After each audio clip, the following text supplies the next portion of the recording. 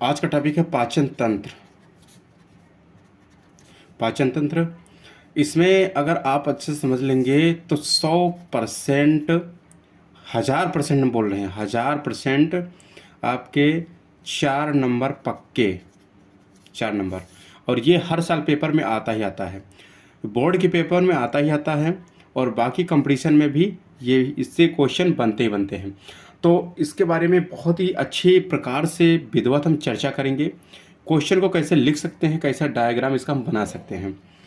तो हम स्टार्ट करते हैं। देखिए, जब हम क्या खाते हैं, यहाँ से हम खाएंगे भोजन, हम करेंगे भोजन। भोजन हम जैसे मुंह में रखते हैं तो इसको हम चबाते हैं। भोजन को क्या करते हैं, भोजन को चबाते हैं, भोजन को चबाते हैं। तो चबाते हैं तो स्वेद ग्रंथियों से जो राल निकलती है, मतलब लार, स्वेद ग्रंथि, यहाँ जो स्वेद ग्रंथियाँ होती है, स्वेद ग्रंथियों से जो लार निकलती है, लार में होती है पेप्सिन, वो टाइलिन होता है, मतलब टाइलिन,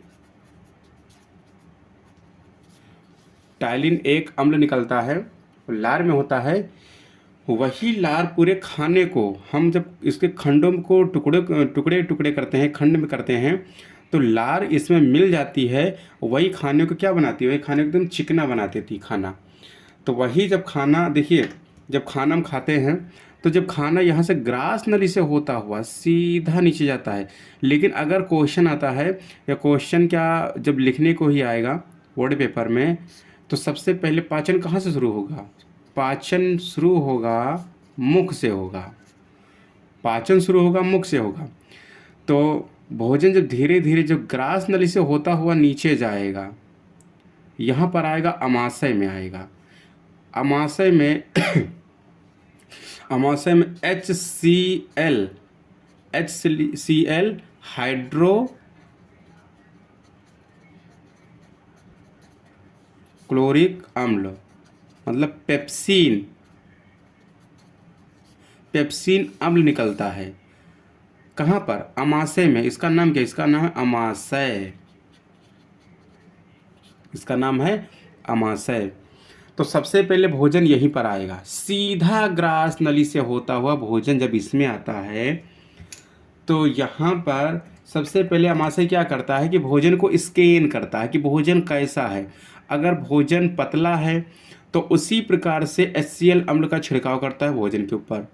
और ये अम्ल इतना खतरनाक अम्ल होता है कि जैसे बैटरी का तेजाब H2SO4, बैटरी का जो तेजाब होता है H2SO4, इससे कई गुना ज़्यादा खतरनाक होता है। सोचो, अगर ये अम्ल अगर ये स्किन पर पड़ गया तो स्किन को जला सकता है।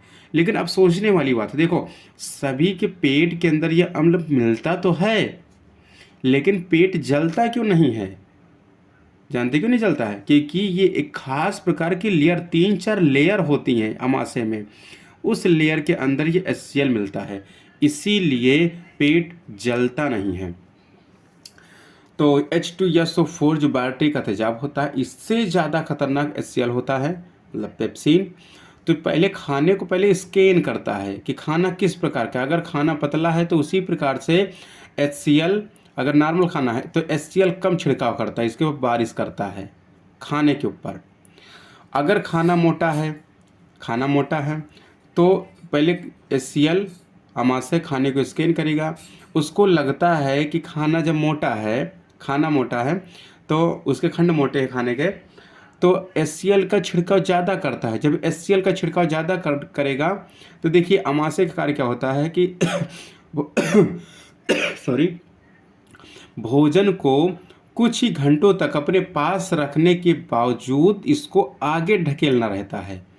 अब उसी समय में भोजन को पचाना भी रहता है, क्योंकि पूरा पाचन तो इसमें होगा नहीं, 70%, 60 से 70% पाचन इसी में हो जाता है। बाकी पाचन छोटी आंत बड़ी आंत में सब में पाचन हो जाता धीरे धीरे। तो इसका भी काम रहता है अमाशय का कि भोजन को आगे के लिए ढकेलना, बढ़ाना। तो इसीलिए अपने समय सीमा के अंदर ही भोजन को पचाता है। अगर भोजन मोटा है तो HCl का छिड़काव ज़्यादा करता है। जब HCl का छिड़काव ज़्यादा करेगा तो इसमें क्या होता है कि वही हमें लगता है कि पेट हमारा दर्द हो रहा है, वो पेट इसीलिए दर्द होता है क्योंकि पाचन की क्रिया सबसे स्पीड में होती है, और जब पाचन की क्रिया स्पीड में होगी तो हमारा पेट क्या होगा, दर्द होगा, क्योंकि अम्ल का छिड़काव ज़्यादा होता है। इसीलिए डॉक्टर सलाह देते हैं खिचड़ी खाया कर, क्योंकि खिचड़ी क्या है, नॉर्मल खाना है।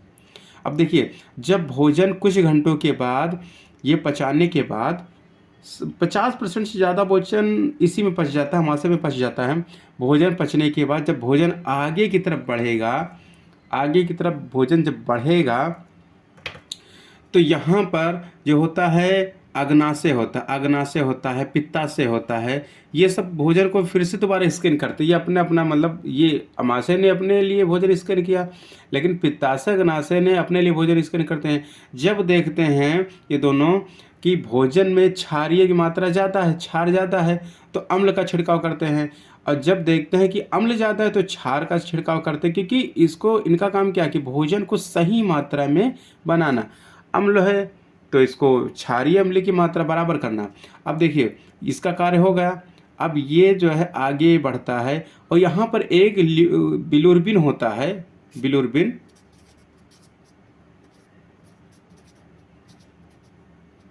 बिलिरुबिन।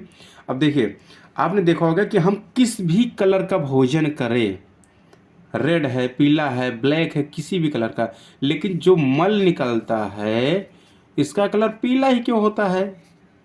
क्या आपने कभी सोचा इसका मल पीला क्यों होता है? पीला इसलिए होता है क्योंकि बिलिरुबिन एक ऐसा चीज़ है जो बिलिरुबिन से, जो ये पदार्थ है बिलिरुबिन मतलब जो है अम्ल है, ये भी अम्ल है, तो ये केवल भोजन को जब इसके ऊपर छिड़काव करेगा तो इसी के कारण भोजन जो यहाँ पर जो अधपचा भोजन है इसका कलर पीला हो जाए, मतलब जो है येलो हो जाएगा। इसका कलर क्या हो जाएगा? पीला कलर हो जाएगा इसका कलर। अब देखिए ये भोजन बिल्कुल लिक्विड टाइप में होता है। यहाँ से पाचन स्टार्ट तो चल ही रहा है। अब ये भोजन सीधा आएगा छोटी आंत में। छोटी आंत की लंबाई आप लोग कमेंट बॉक्स में बताइए, इसकी लंबाई कितनी होती है? ये भोजन छोटी आंत से होता हुआ अब देखिए पूरा पाचन कहाँ हो गया? पूरा पाचन हो गया छोटी आंत में, छोटी आंत में हो गया। अब छोटी आंत से होता हुआ भोजन कहाँ जाएगा? छोटी आंत से होता हुआ भोजन देखिए यहाँ है, तो यहाँ से जाएगा बड़ी आंत में, बड़ी आंत में। अब देखिए सबका कार्य अलग अलग होता है। जब छोटी आंत से भोजन बड़ी आंत में जाएगा तो बड़ी आंत का काम है कि जो भोजन लिक्विड में था, ये मल बन गया ना। अब जो मल लिक्विड में था, भोजन से मल बन गया, मल जो लिक्विड में था, तो बड़ी आंत का कार्य होता है कि पानी को ऑब्जर्व कर, मतलब पानी को सोखना। बड़ी आंत पानी को सोखती है, पानी को सोखना। जब पानी को सोख लेती बड़ी आंत तो वही मल टाइट हो जाता है। मल क्या होगा? मल हो जाएगा टाइट और वही मल निकल जाता है। कभी कभी जब पेट दर्द होता है या पेचिस हो जाती है, क्या हो जाती? पेचिस। जब पेचिस हो जाती है तो इसमें दिक्कत जानते क्या होती है?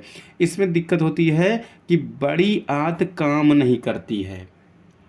जब दिक्कत होगी तो बड़ी आंत ठीक से काम नहीं करती, तो इसीलिए पेचिस में जब मल होता है बिल्कुल एकदम पतली टाइप में होता है, मतलब पतला बिल्कुल मल होगा, मल होगा पतला। तो ऐसे ऐसे भोजन का पाचन होता है। तो ये वीडियो आपको कैसे लगी? और इसी तरह की वीडियो के लिए हमारे चैनल को सब्सक्राइब कीजिए। और अगर बात किया जाए इसमें लिखने के लिए, तो इसमें हम कैसे लिख सकते हैं? देखिए पाचन मुख से शुरू होगा, ग्रास नली के बारे में लिख सकते हैं। इसकी लंबाई कितनी होगी, इसकी चौड़ाई कितनी होगी, ग्रास नली से अटैच किसका होगा। देखिए हम तरीका बता रहे हैं लिखने के लिए, कैसे कैसे हम लिखेंगे। ग्रास नली से अटैच किसका किसका होगा। तो देखिए ये ग्रास नली के बारे में लिख दीजिए, एक हेडिंग ये हो गई। देखिए एक हेडिंग ये हो जाए मुख के बारे में, दूसरी ग्रास नली, तीसरा अमाशय हो जाएगा। अमाशय में कितनी देर भोजन रुकेगा, HCl का कार्य क्या होता है, स्कैन होता है। उसके बाद अमाशय में आगे जाएगा तो अग्नाशय और ये पित्ताशय, इनका कार्य क्या होता है। इसके बाद धीरे धीरे भोजन जाएगा छोटी आंत में, छोटी सॉरी छोटी आंत में भोजन का कार्य क्या होता है, ये कैसे कार्य करती है छोटी आंत, इसकी लंबाई कितनी होती है, भोजन इसमें कितनी देर टिका रहता है, ये 5 नंबर और ये 4 नंबर हो जाएगा। इसके बाद बड़ी आंत का कार्य क्या होता है, इसकी लंबाई कितनी होती है, भोजन इसमें मतलब मल जो बन जाएगा तो मल कितनी देर तक इसमें रुकेगा, और ये बाकी सारी चीज़ें आप लिख सकते हैं बना कर। तो आप अगर बिल्कुल अच्छे से वीडियो को अगर आपने देखा है तो आपके 4 से 5 नंबर बिल्कुल पक्के। कभी कभी आता है स्ट्रक्चर बनाइए, तो स्ट्रक्चर भी आप बना सकते हैं और इसके बारे में लिख सकते हैं, तो खासकर हाई स्कूल इंटर के लिए। तो थैंक यू, धन्यवाद। तो लाइक शेयर कमेंट ज़रूर कीजिएगा। Thank you.